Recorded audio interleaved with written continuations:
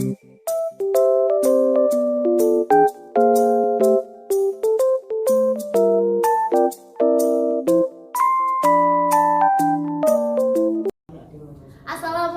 warahmatullahi wabarakatuh.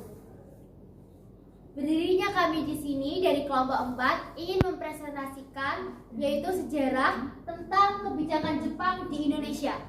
Sebelum memasuki materi, kita terlebih dahulu perkenalan, yaitu saya Aurelia Tasyatus Putri sebagai moderator. Saya Cindy Wulandari, nomor absen 7 sebagai narasumber. Saya Deswita Trianasari, nomor absen 9 sebagai narasumber. Saya Yunati Maharani, nomor absen 35 sebagai narasumber dan operator. Saya Fadila Aisyah Ramadhani Gunawan, nomor absen 12 sebagai narasumber. Dan saya Nita Ismail Fajar Anissa sebagai narasumber nomor absen 27. Baik, untuk memasuki materi,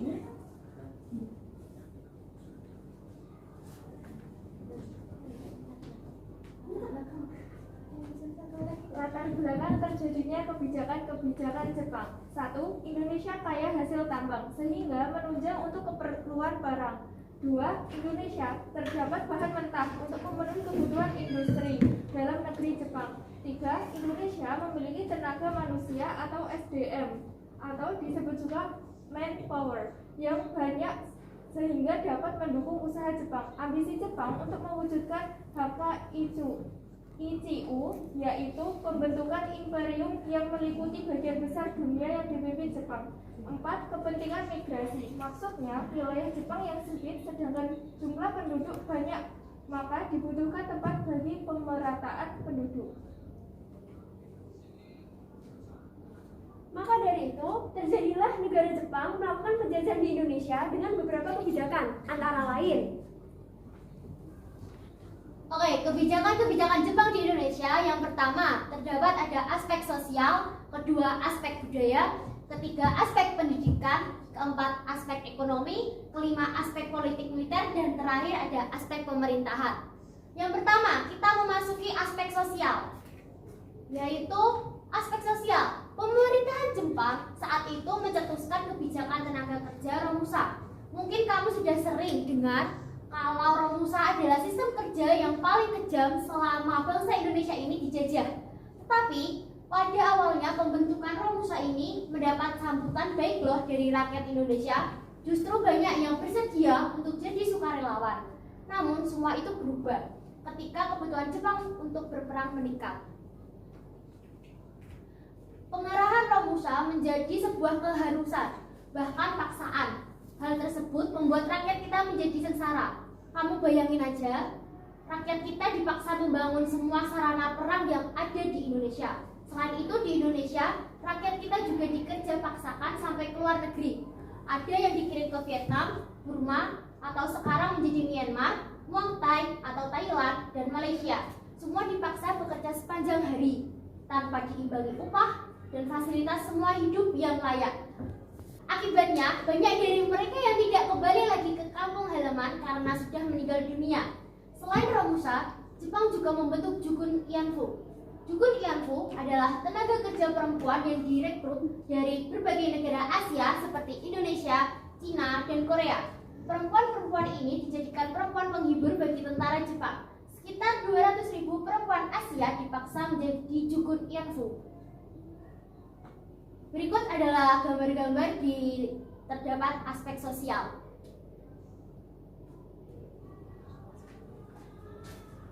Aspek budaya.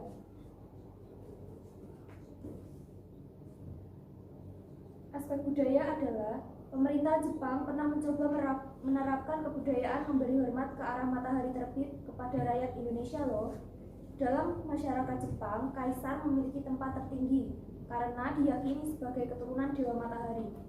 Nah, Jepang berusaha menerapkan nilai-nilai kebudayaannya kepada bangsa Indonesia, tetapi langsung mendapat pertentangan dan perlawanan dari masyarakat di Indonesia. Bangsa kita ini hanya menyembah Sang Pencipta, yaitu Tuhan Yang Maha Esa. Mana mungkin setuju memberi hormat dengan membungkukkan punggung dalam-dalam atau seikere ke arah matahari terbit. Dahulu, para seniman dan media pers kita tidak sebebas sekarang. Pemerintahan Jepang mendirikan pusat kebudayaan yang diberi nama Keizai Bunkei Shidoso. Lembaga ini yang kemudian digunakan Jepang untuk mengawasi dan mengarahkan kegiatan para seniman agar karya-karyanya tidak menyimpang dari kepentingan Jepang. Bahkan media pers pun berada di bawah pengawasan pemerintahan Jepang. Berikut gambarnya.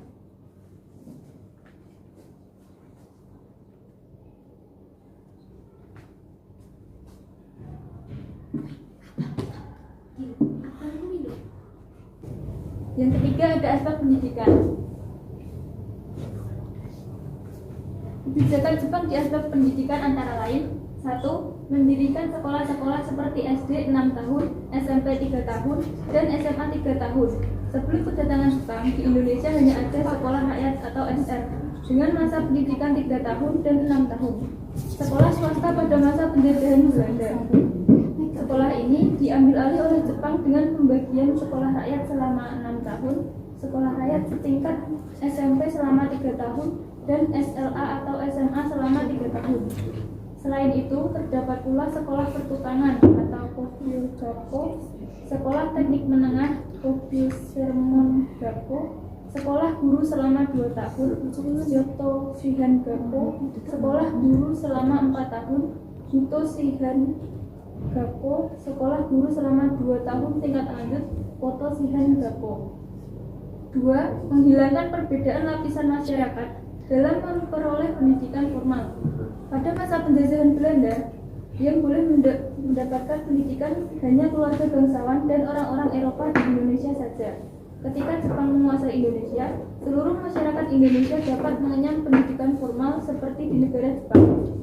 Yang ketiga, memperkenalkan kegiatan upacara di sekolah-sekolah. Upacara ini diadakan setiap pagi dengan mengibarkan bendera Jepang dan penghormatan ke arah matahari terbit, serta menyanyikan lagu kebangsaan Jepang, yaitu Kimigayo. Yang keempat, memperkenalkan sistem olahraga di sekolah-sekolah. Setelah melaksanakan upacara pagi, diadakan gerak badan yang disebut dengan Taiso dan lari berbaris yang disebut dengan Zajiashi. Kemudian diperkenalkan pula permainan sumo, adu kekuatan dengan saling mendorong dengan tangan. Yang kelima, kewajiban siswa hormat kepada guru. Jepang memberikan ancaman dan hukuman apabila ada siswa yang tidak menghormati gurunya, seperti menunduk dan memberi salam ketika bertemu dengan guru.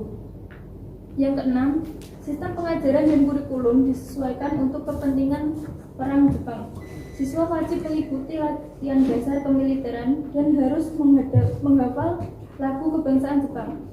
Yang ketujuh, setiap guru wajib menggunakan bahasa Jepang. Bahasa Indonesia hanya digunakan sebagai bahasa pengantar, pengganti bahasa Belanda, dan guru-guru juga wajib mengikuti kursus bahasa Jepang. Yang kedelapan, siswa wajib mempelajari bahasa Jepang baik tertulis maupun lisan. Jepang mengeluarkan stensilan yang digunakan untuk belajar bahasa Jepang yang disebut langkah pertama dan langkah kedua. Selain itu juga diajarkan huruf Jepang. Pada kelas-kelas rendah diajarkan abjad katakana. Kelas tinggi diajarkan abjad hiragana, kemudian abjad kanji.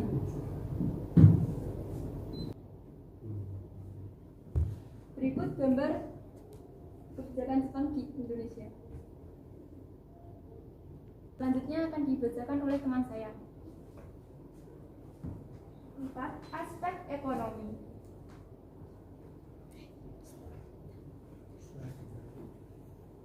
1. Perluasan area persawahan. Setelah menduduki Indonesia, Jepang melihat bahwa produksi beras tidak akan mampu memenuhi kebutuhan.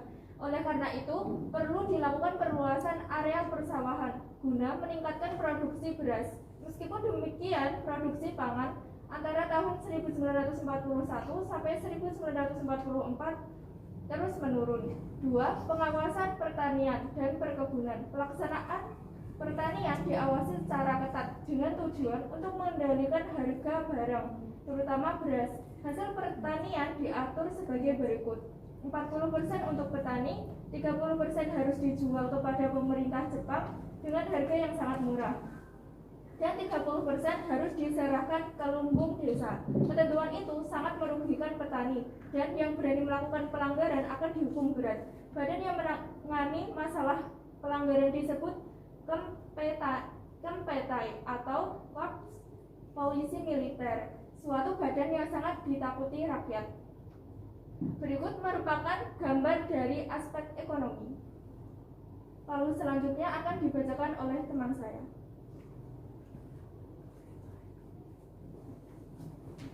Yang kelima adalah aspek politik militer. Pada masa pendudukan Jepang, pemerintah Jepang selalu mengajak bekerja sama golongan-golongan nasionalis. Golongan nasionalis mau bekerja sama dengan pemerintah Jepang karena Jepang banyak membebaskan pemimpin nasional Indonesia dari penjara, seperti Soekarno, Hatta, dan juga Syahrir. Jepang menganggap bahwa golongan nasionalis ini memiliki pengaruh besar terhadap masyarakat Indonesia. Saat itu, Wakil Kepala Staf Tentara ke-16, Jenderal Hideyoshi Kazu, bertemu dengan Hatta untuk menyatakan bahwa Jepang tidak ingin menjajah Indonesia, melainkan ingin membebaskan bangsa Asia. Karena itulah, Hatta menerima ajakan kerjasama Jepang.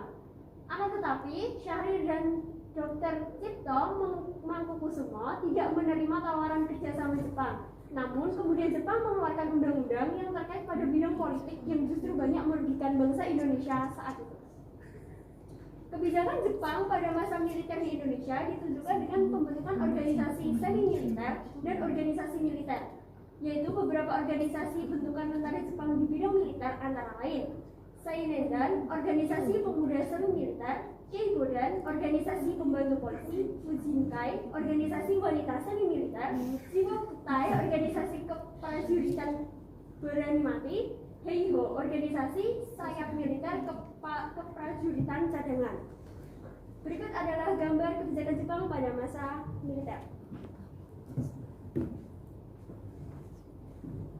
Selanjutnya yaitu aspek pemerintahan.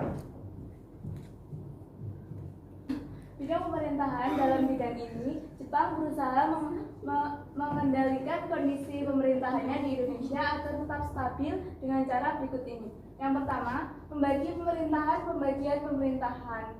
Yang dimaksud adalah memberikan kewenangan terhadap satu titik untuk mengawasi dan memerintah beberapa daerah. Setidaknya, kala itu pembagian meliputi Jawa dan Madura, Sumatera, dan Indonesia bagian timur.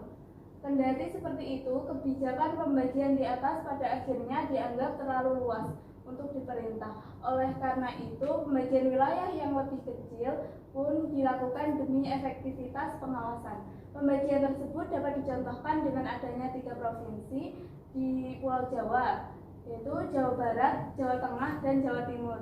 Namun, pembagian masih dianggap kurang kecil sehingga dilanjutkan dengan pemunculan 17 karesidenan di Jawa dan 10 karesidenan di Sumatera. Yang kedua, merekrut pegawai dari pihak Belanda, Cina, dan Indonesia. Terlepas dari itu, wilayah itu pejabat yang bertugas menduduki posisi akhirnya diklaim kurang. Dengan begitu, akhirnya Jepang melakukan perekrutan pegawai dari pihak Belanda, Cina, dan Indonesia. Melalui kebijakan ini, masyarakat Indonesia pada akhirnya mengerti sedikit demi sedikit tentang dunia pemerintahan dan kepegawaian. Berikut adalah gambar dari aspek pemerintahan.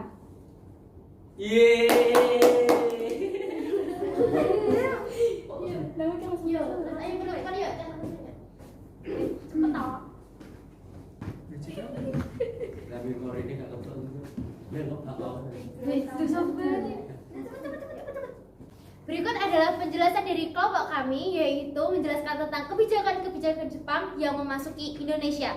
Sekian dari kelompok 4. Apabila ada salah kata, mohon dimaafkan. Jangan lupa share, subscribe, dan like. Oke, wassalamualaikum warahmatullahi wabarakatuh.